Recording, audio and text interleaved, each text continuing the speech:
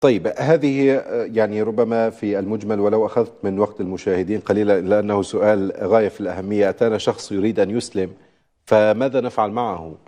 نعم، ندله على الله سبحانه وتعالى في الجانب العقدي أولا.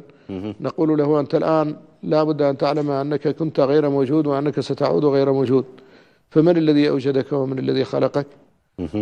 تعرف أنك الآن أوتيت عقلا وفهما وجوارح، وأن كثيرا من الذين ولدوا في نفس اللحظة اللي ولدت فيها أو نفس اليوم أو نفس الشهر أو نفس السنة ولدوا ناقص العقل أو ناقص الجوارح. بعضهم لديه ثقب في القلب، بعضهم لديه ضيق في التنفس، بعضهم لم تفتح رئته أصلا، بعضهم لم يفتح سمعه، بعضهم لم يفتح بصره، بعضهم ما وجدت له قواقع للسمع أصلا. نعم. وأنت خصك الله بكل هذه النعم، وربك الذي أنعم عليك بهذه النعم دعاك إلى أن تؤمن به وتوحده وتعلم أنه هو الرب الذي خلقك وهو الذي يستحق عبادتك.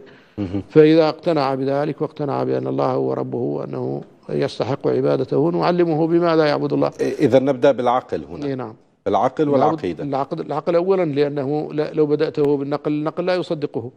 فلا بد أن تبدأه بما تشترك معه فيه وهو العقل. فإذا آمن بالنقل حينئذ تعلمه النقل، تعلمه الكتاب والسنة، تقرأ عليه القرآن، تقرأ عليه السنة.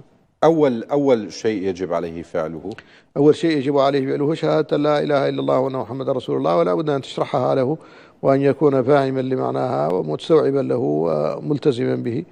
نعم. يجوز له النطق بالشهادتين بلغته؟ لا بد أن ينطق بها بلغته، وثم بعد ذلك باللغة العربية، لكن لا بد أن يفهمها هو بلغته ويستوعبها. والغسل؟ نعم، يجب عليه الغسل إذا كان بالغا، لأنه قد وقع في بعض الأمور التي تقتضي الغسل. ثم بعد ذلك تعلمه الطهارة والصلاة وهكذا. جميل جدا.